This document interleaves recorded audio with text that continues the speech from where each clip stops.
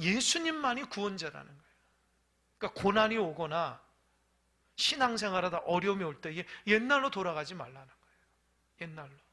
옛날은 뭡니까? 이들이 유대교에서 예수님을 영접해서 신앙의 길을 들어섰는데 잘 신앙생활하다가 고난이 탁 오니까 옛날로 돌아가는 거예요. 옛날로. 여러분, 옛날로 돌아가는 게 좋게 옛날로 돌아가면 얼마나 좋아요. 근데 예수님을 잃어버린다고요. 잃어버린다. 그러면 안 되겠죠. 가끔씩 그 치유하는 그런 동영상을 제가 봅니다.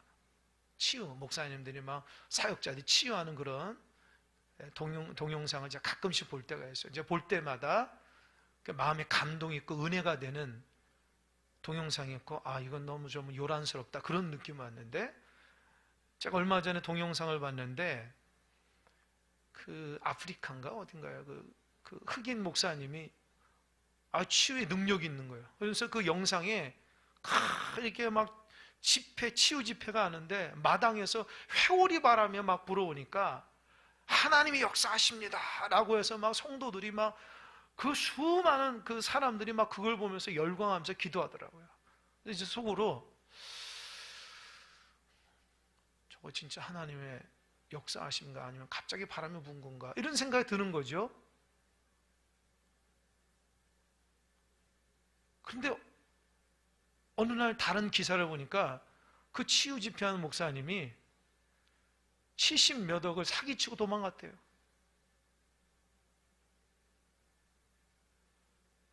역시 제가 생각한 게 좀 맞은 것 같아요. 아니, 바람이 불어서 회오리 바람이 부는 거 가지고 그거를 어떤 하나님이 임했다고 대단한 것처럼 보라고 막 이렇게 하는 모습 보고 제가 조금 웃음이 나왔거든요. 아니, 바람이 불었는데 바람이 불 수가 있지. 우리 미국에서도 보면 갑자기 이렇게 막 회오리 바람이 불잖아요. 그 성령의 바람을 착각하는 거예요. 성령의 바람은 성도들 안에서 정말 하나님이 강력하게 역사하는 건데 보이는 것만 전부 하는 거예요. 이단이 많구나, 분별해야 되겠다 생각을 합니다. 그러니까 바른 믿음을 갖지 않으면 언제 유혹되는지 몰라요. 미혹되는지 몰라요. 그러니까 이 히브리서 저자는 유대교에서 예수님 믿고 잘 신앙생활하는데 왜 고난이 와서 다시 유대교로 넘어가려는 거예요. 그러니까 예수님을 저버리고 유대교로 넘어간다는 생명을 갖지 않는 거고 똑같이 여기는 거예요. 여러분, 그런 상상을 해보는지 모르겠어요. 내가 예수 안 믿었으면 어떻게 살았을까? 여러분, 어떻게 사셨을 것 같아요? 혹시 잘 살았을 것 같다, 자유롭게 더 멋지게도 살았을 것 같다. 그 말은 뭐냐? 생명 없이도 그렇게 살아가는 거에 대해서 동경이 있다는 거예요. 여러분, 우린 예수님 없으면 아무리 잘 살아도 죽은 거하고 똑같다는 거예요. 왜냐하면 구원은 예수님 때문에 있는 거잖아요. 나의 노력이나 헌신이나 그 무엇이 아니라 예수님 때문에 구원받는데, 히브리서는 그게 안타까운 거예요. 예수님을 저버리면 구원을 저버리고 생명을 저버리는 건데, 그러니까 이 히브리서 전체가 예수님과 구약의 인물들을 자꾸 비교하면서 예수님의 탁월함에 대해서 얘기하는 거예요. 이게 공교롭게도 히브리서 수요일날 하죠. 또 금요일날은 어디 하죠? 골로새서 하는데 그게 비슷해요, 내용이. 예수님의 탁월성에 대해서 얘기해요. 골로새서는 이단이 들어와서 성도들은 믿음이 흔들리니까 예수님의 탁월성에서 얘기하고, 히브리서는 고난 앞에 믿음을 잃어버리니까 예수님 끝까지 붙들라고 얘기하는. 그러니까 여러분도 마찬가지예요. 예수님만 붙들고 살아가시기 바랍니다. 여러분, 평생 예수님을 믿음 가운데 좀 닮아줘야 돼. 닮아가야 돼요. 닮아가야 돼요.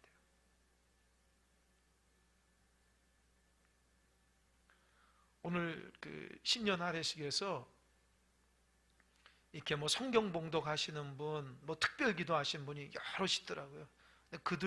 그분들 중에 한 분이 그 성악을 하신 분 같아요. 성악. 목소리가 무슨 베이스 하는 그 성악가처럼 아주 목소리를 확 깔고 얘기하는데 이게 하늘에서 들려오는 소리 같은 거예요. 얼마나 목소리가 굵은지. 여러분, 그런다고 하나님의 임재는 있고 없고가 아니잖아요. 그렇죠? 정확히 분별해요. 오직 말씀으로 우리가 깨닫고 변화되고 새로워진다는 거죠.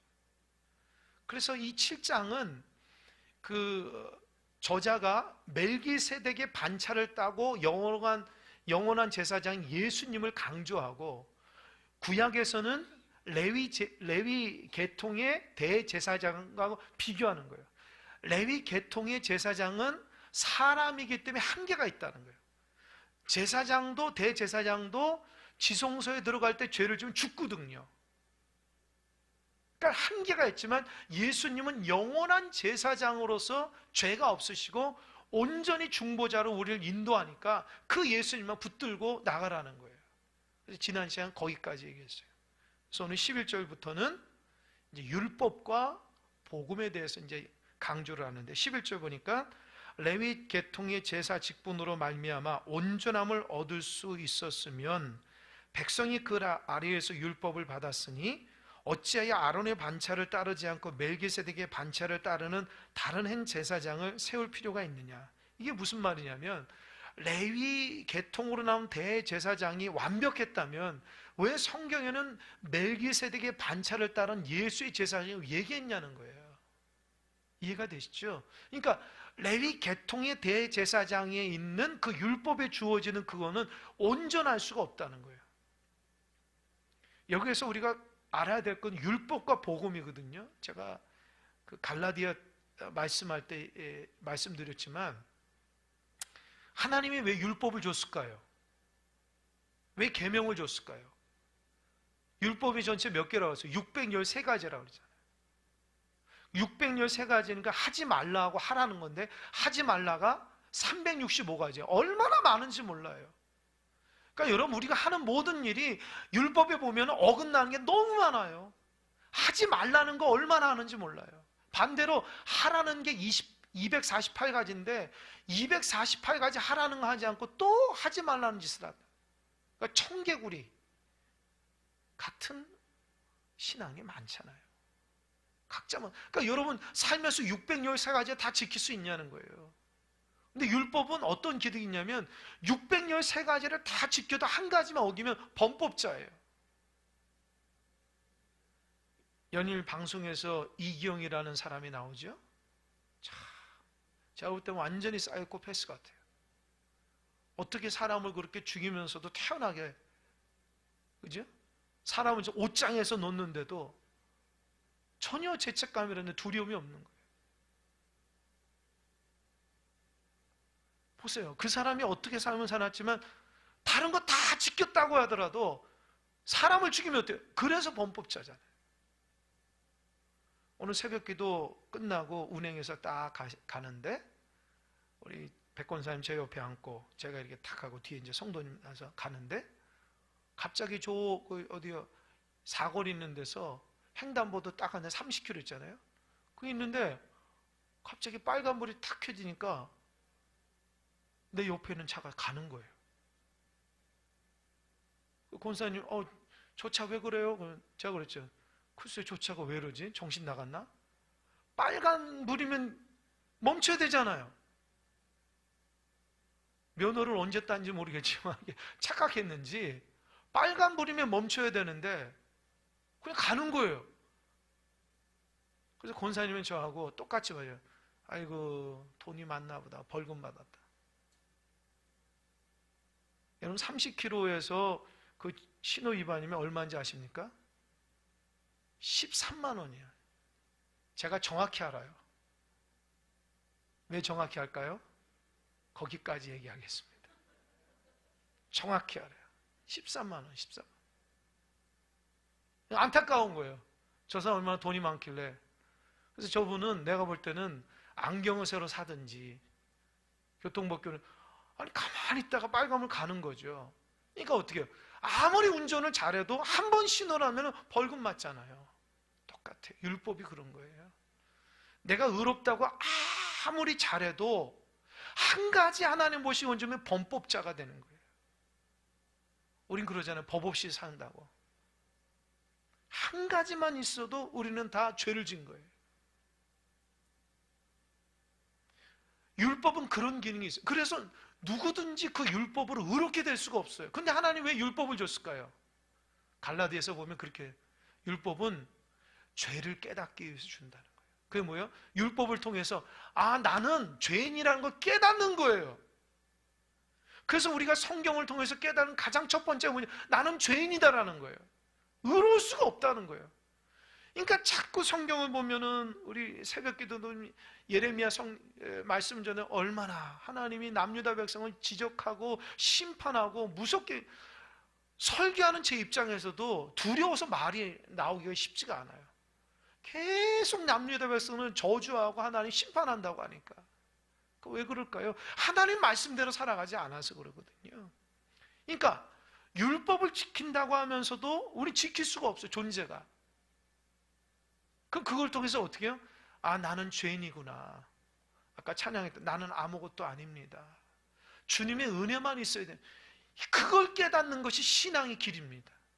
그러니까 여러분이 의로우려고 신앙생활하면 절대 안 돼요. 우리는 죄인이라는 걸 깨닫고 그래서 주님이 필요한 거예요. 우린 지혜도 부족하고 신앙도 부족하고 모든 거 다 부족하니까 자꾸 주님 앞서야 돼요. 제가 요즘에 좋아하는 말씀이 있어요. 약할 때 강함 된다. 할렐루야. 내가 약할 때 꼭 강함이라. 예수님이 사도 바울에게 얘기했잖아요. 사도 바울은 더 강해지고 싶은 거예요. 더 능력 있게 싶은 거예요. 사탄의 가시 때문에 막 견딜 수가 없는 거예요. 하나님 앞에 기도하지 사탄의 가시 뽑아달라고. 주님 뭐래요? 내 은혜가 내게 족하다. 너가 약할 때 강함이라. 사도 바울은 평생 하나님이라면서 사탄의 가시 때문에 견디지 못하는, 하지만 그때마다 어떻게 해요? 하나님을 의지하는 거예요. 그랬더니 하나님이 그 기도 응답하셔서 엄청난 전도 열매를 맺게 해 주셨잖아요. 혹시 여러분들도 여러 가지 모양의 사탄의 가시 가운데 시달리신 분이 있습니까? 하나님 앞에 기도하시기 바랍니다. 그 약하니까 하나님께 기도해서 응답받는 겁니다. 이 오늘 본문의 말씀은 그래서 율법으로는 의롭지 못하니까 율법에 나오는 것이 대제사장 제도 아닙니까? 그건 완벽하지 않는다는 거예요. 오직 예수님만이 완벽하다는 거예요. 12절 제사 직분이 바뀌어졌으면 율법도 반드시 바꾸어지리니, 그죠? 제사 직분이 레위 제사장이 완벽하지 않고 예수님의 완벽하다고 하면은 이제 율법은 파기해야 돼요. 새로운 대제사장이 예수님을 따라가야 된다는 거예요. 그래서 13절 이것은 한 사람도 제단 일을 받들지 않은 다른 지파에 속한 자를 가리켜 말한 것이라. 여러분 예수님이 어느 지파죠? 유다 지파라고. 유다 지파. 그러니까 유다 지파는 율법에 제사하고는 상관없는 지파예요.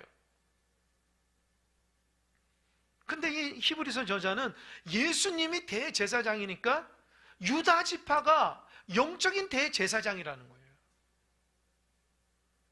14절 우리 주께서는 유다로부터 나신 것이 분명하도다. 이 지파에는 모세가 제사장들에 관해 말한 것이 하나도 없고, 아까 말씀드린 것처럼 15절 멜기세덱과 같은 별다른 한 제사장이 일어난 것을 보니 더욱 분명하도다. 그죠? 그러니까 레위 제사장은 율법에서 레위 제사장에서 아론의 자손들이 대제사장이잖아요. 근데 예수님은 영원한 대제사장인데 그 대제사장은 율법에는 기록되지 않는 유다 지파에서 대제사장이 나왔다. 멜기세덱을 통해서. 지금 그걸 강조하는 거예요. 그러니까 핵심 뭐냐? 유대교로 돌아가지 말라는 거예요. 그거 다 파기됐다는 거예요. 오직 예수 그리스도가 진정한 제사장이니까 예수님만 붙들라는 거예요. 16절 그는 육신에 속한 한 생명의 법을 따르지 아니하고 오직 불멸의 생명의 능력을 따라 되었으니, 이게 16절의 핵심이에요. 그러니까 그는 그가 누구냐? 예수님. 육신에 속한, 그러니까 레위 지파의 그 혈통에 의한 율법의 법을 따르지 아니하고 오직 불멸의 생명의 능력. 그러니까 예수님은 불멸, 죽지 않는 생명의 능력으로서 제사장이 된 거예요. 이게 뭐죠? 왜 예수님이 불멸의 생명의 능력이 된 거죠? 십자가에 죽으셨다가 살아나셨기 때문이에요. 즉 그 얘기하고 싶은 거예요. 예수님은 부활하신 분이라는 거예요. 예수님 부활하셨으니까 예수님은 죽음에서 생명, 그러니까 예수님은 죄와 사망을 이기신 분이기 때문에 레위 지파가 죄했고 그들은 어느 순간 죽지만 예수님은 죄와 사망을 이겨나는 불멸의 생명의 능력을 가지신 분이니 너네 고난 가운데 있더라도 예수 붙들고 이겨나가라는 거예요. 이해되시죠?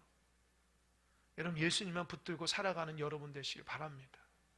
진짜 예수님만 붙들어야 돼요. 누누이 얘기하지만 죄의 문제는 예수님이 해결하는 거고 나를 변화시키는 건 예수님이 하는 거예요. 제가 오전에 신년 한 해를 갔다 와서 제가 지금 오후 동안에 굉장히 이게 머리에서 막 김이 날 정도로 집중했는데 그게 뭐냐면 이제 그 기독 공부에서 원고를 부탁을 하니까 그 원고를 좀 초안을 해가지고 오늘 정신없이 이제 막 생각하면서 기도하면서 이제 1차로 이제 원고를 이렇게 치고 있는데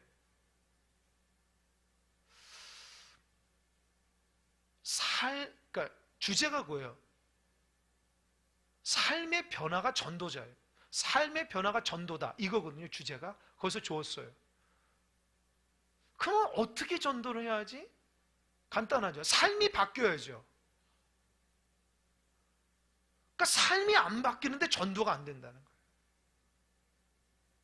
그동안 거쳐왔던 교회에서 진짜 전도 잘하시는 권사님들, 집사님들, 교육자들, 특별히 여자 전사님 같은 전도자님 많거든요. 권사님, 집사님들 훈련받은 그분들 나가면 사람 대하는 게 아주 능숙해요. 근데 그분들 틈바구니 제가 그들을 교육하면서 같이 이렇게 지도를 해보면 진짜 전도의 방법과 노하우는 잘하는데 오래 못 가더라고요. 이게 무슨 말입니까? 사람이 이렇게 막 겉면에서 데려온 건 잘하는데 그 사람이 계속해서 믿음의 성장으로 계속 훈련시키거나 옆에서 돌보는 거 잘 못하더라고요. 그러니까 전도의 노하우나 방법은 잘 알지만 그 영혼을 계속해서 예수의 사람으로 만드는 게 부족하다는 걸 내가 느끼는 거예요. 물론 전도 잘 하시는 분들에게만 해당되는 거예요. 전도 안 하신 분은 당연히 그런 축에도 끼지 못하죠. 그래서 느낀 건 뭐냐? 그러면 어떻게 해서 전도를 할 수 있냐? 제가 신약 사도행전 보니까 초대교회는 엄청난 전도를 많이 해요. 베드로 보십시오. 하루에 3,000명씩. 어떻게 된 거예요? 그가 변화됐기 때문이에요. 초대교회는 모이기 힘쓰고 나가면 전도하고 함께 모여서 예배하고 기도하고 교제하고 그러니까 날로 성장됐다는 거예요. 그러니까 그들에게 있어서 전도는 프로그램이 아니더라고요. 오늘 누가 나와서 막 전도하고 누가 나와서 그게 아니었어요. 그들은 예수님 믿으면 예수님이 나를 위해서 죄를 위해 십자가 달려 돌아가시는 그 은혜를 크니까 나가서 죄 가운데 있는 사람은 불쌍한 거예요. 예수님 믿어야지 구원받는다고 전도 훈련 받지 않아도 자기 삶이 변화된 거 보고 전도하는 거예요. 아, 초대교회로 돌아가야 되겠다. 그러니까 전도 몇 명 하거나 교회 숫자 몇 명이 그게 중요한 게 아니라는 거예요. 내가 지금 변화돼서 내 삶을 통해서 내 주변을 예수님의 간증으로 사랑을 하고 있는 그게 중요한 거거든요. 여러분 그러십니까? 거기가 키포인트예요. 나는 예수 믿고 예수님의 복음의 증거들을 살고 있습니까? 달라졌습니까? 죽어가는 영혼들을 불쌍히 여기며 사랑하고 그들에게 믿음에 권면하십니까? 여러분의 기도가 그 영혼들을 위해서 간절하게 나갑니까? 아니면 알아서 믿어. 가정에서도 믿음 생활 잘못하면 믿지만 알아서 하겠지. 그러십니까? 초대교회 성도들은 예수님 믿으면 그 믿음 때문에 견디질 못하는 마음 주셨어요. 누가 시키지 않아도 그의 삶 가운데 예수님의 복음이 막 나왔다는 거예요. 그래서 전도하기 위해서는 삶이 예수님 바뀌어야 된다는 거예요. 지금 그 얘기하는 거예요. 불멸의 생명의 능력으로 우리를 중보하신 그 예수님이 경험했는데 우리가 바뀌지 않으니까 왜 그러지? 이상하다? 이상한 게 아니고 우리가 예수님으로 완전히 안 바뀌어서 그런 거예요. 그래서 우리 자신이 예수님 바뀌어야지 예수님의 능력의 사람이 될 수 있고, 가정이 예수님으로 하나 돼야지 변화의 역사가 일어나고, 공동체로 예수님으로 변화돼야지 그 공동체가 은혜로운 공동체가 될 수 있다는 거예요. 예수님 앞장 세우지 않고 예수님 변화가 안 되면은 끊임없이 우리 죄 때문에 생명의 능력이 나타나지 않아요.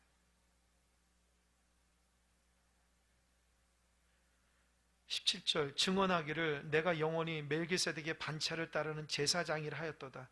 이게 17절 보면 기억이라 썼는데 기억이 시편 110편에 이렇게 써졌다는 거예요. 멜기세덱의 영원한 반차를 따라 나타난다. 그러니까 예수님이 영원한 제사장이에요. 그러니까 영원한 제사장이니까 죽질 않아요. 우리에게 생명을 주시는 거고요, 우리의 죄를 넉넉히 해결해 주시는 분이라는 거예요. 그러니까 그 예수님을 잊어버리고 다시 구약으로 돌아가가지고 레위 대제사장을 받든다고? 이미 다 폐기됐는데?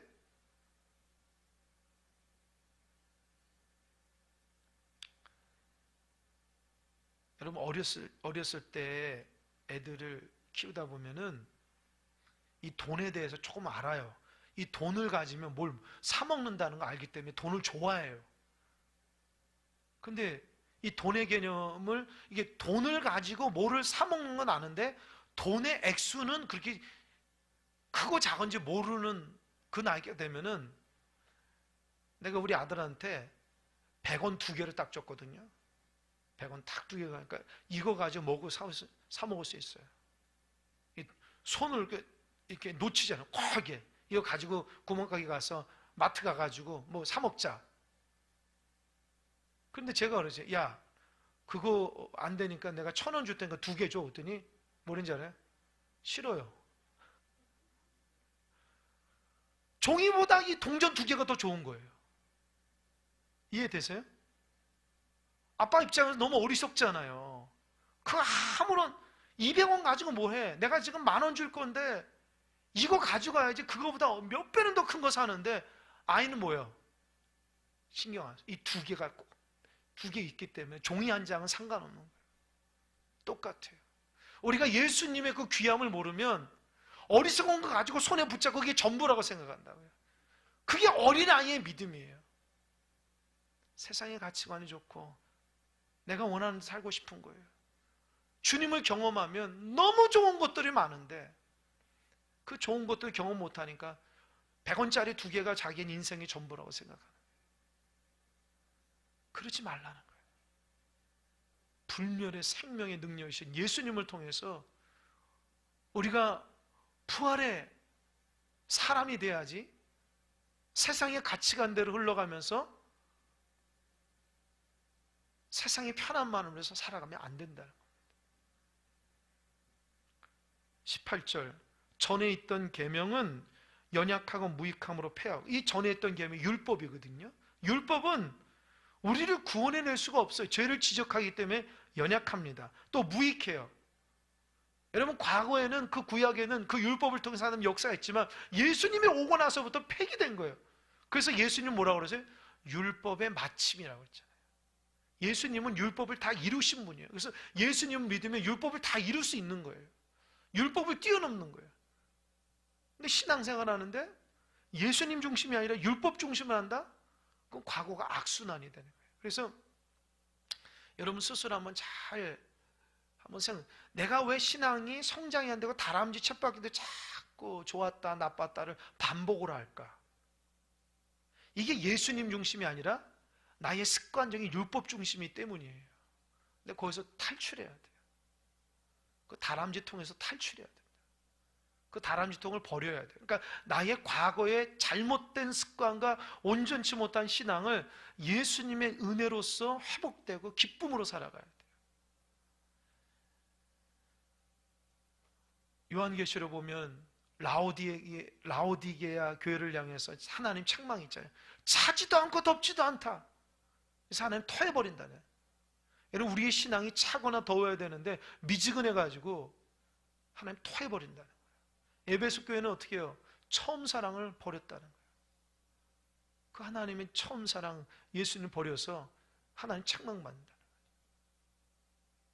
그러니까 라오디게 교회나 에베소 교회 같은 신앙의 삶을 살아가면 안 됩니다. 예수님을 통해서 주님만 완전히 붙드는 귀한 신앙이 되어야 돼요. 그래서 19절, 마지막 19절 한번 읽어볼까요? 시작. 율법은 아무것도 온전하게 못할지라 이에 더 좋은 소망이 생기니 이곳으로 우리가 하나님께 가까이 가느니라. 여러분, 더 좋은 소망이 뭐? 예수님이라는 거예요. 그러니까 예수님을 통해서 우리가 더 좋은 소망이 있는 거예요. 여러분, 우울증에 걸린 사람과 우울증에 걸리지 않는 사람이 특징이 있다고 그래요. 우울증에 걸린 사람은 내가 더 나아질 수 없다고 부정적으로 생각한대요. 나는 더 나아질 수 없다, 내 삶이. 그리고 우울증에 걸린다. 그러니까 힘이 없는 거예요. 그냥 모든 것이 다 안 좋게 보이는 거예요. 그게 우울증이 전조 증상이라는 거예요. 힘이 없고 움직이기 싫고 아무것도 하기 싫고 나도 모르는 사이에 기쁨이 없고 소망이 없는 거예요. 그게 우울증의 증상 중에 하나예요. 혹시 여러분 그런 분 있습니까? 탈출하셔야 됩니다. 근데 우울증이 없는 사람은 뭔가 막 도전하고 싶고 새로운 일이 나에게 일어날 것 같고 내가 뭐를 하면 즐겁게 하고 내가 달라질 것 같고 나 어떤 목표가 있다는 거예요. 여러분, 신앙에도 우울증 걸린 사람이 상당히 많아요. 소망이 없는 거예요. 신앙생활에도 변화에 대한 생각들이 없고 더 나아질 것이라는 소망이 없는 거예요. 근데 예수 중심으로 살아간 사람은 올 한해 하나님 앞에 받을 축복과 목표를 가지고 매진하는 거예요. 그런 사람들은요, 옆에 있으면 있어도 막 즐겁고 신이 나고 대단하다 생각하는 거예요. 뭐 이런 얘기 어떨지 모르지만 저희 아내가 지금 큐티를 하고 있는데 큐티를 몇 개 하는지 몰라요. 우리 청년들 큐티하죠. 본인 큐티하죠. 또 본인 또 성경 읽어가죠. 그러니까 하루 종일 성경하고 씨름하고 막 이렇게 정리하더라고요. 제가 그걸 보면서 잘한다 얘기는 안 합니다. 왜냐하면 본인 스스로 잘하는지 아는지 모르겠지만 그냥 하나님께 기도에 힘달라고. 근데 그걸 보면은 감사한 거예요. 목회자인 저도 나도 더 열심히 해야 되겠다.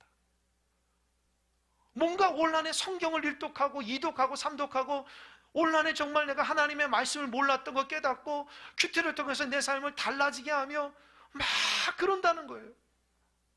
여러분, 의외로 크리스찬들이 올 한해 큐티하며 하나님 말씀 일독하려고 얼마나 노력하는지 몰라요. 제 친구 목사님 연락하면 올 한해 성경 일독하기로 교인들하고 약속하고 성경 대행진을 한다고요. 말씀 대행진 한다는 거예요. 큐티하고 나누고 막 구역에서 막.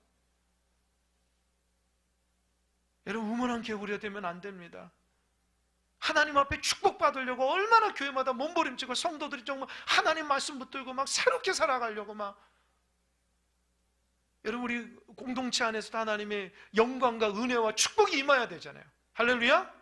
잊어버리면 안 됩니다. 하나님이 다스리시고 하나님의 축복을 받아야죠. 하나님이 말씀의 은혜를 주시고 기도의 능력 주셔서 삶이 달라져 행복하고 정말 하나님의 움직이는 그런 초대교회 같은 성도들이 일어나야 됩니다. 우울증에 빠져서 아무런 소망도 없고 힘도 없고 예배에 대한 사모함이나 말씀에 대한 사모함, 기도에 대한 사명에 대한 사역에 대한 소중함이나 그걸 잃어버리면 안 돼요. 올 한해 오늘 며칠입니까 도대체? 며칠이죠? 4일이에요. 며칠 지났는데 옛날처럼 똑같이 돌아가면 안 됩니다. 달라져야 돼요. 작심삼일이 오늘이에요. 지금 작심삼일이죠. 여러분, 그러면 안 됩니다. 새로운 마음으로 내가 올 한해는 변화되고 새로워지고 달라져야 되겠다.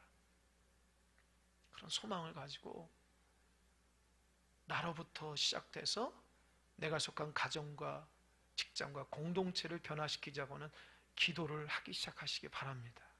그러면 하나님 살아있기에 하나님 말씀대로 실천하면 그 말씀의 역사가 있는 줄 믿으시기 바랍니다.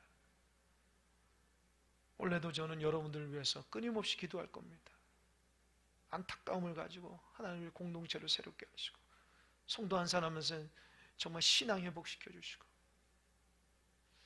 요사이는 정말 여러분 어떠든 이런 기도가 책망받는 공동체가 되지 않게 해달라, 그런 기도가 자꾸 제 안에서 나와서 저도 참 마음이 안타까운데, 여러분 하나님 칭찬받는 공동체, 칭찬받는 성도가 되어야 됩니다. 후퇴하면 안 됩니다. 정말 하나님 일하심의 역사가 일어나야 되는데, 하나님은 인내하다가 안 되면 어떤 방법을 깨닫게 하셔요. 하나님의 은혜가 여러분 안에 있어서 올 한해 꼭 믿음의 선두주자가 되어서 은혜가 충만한 여러분 되시길 바랍니다. 기도하겠습니다.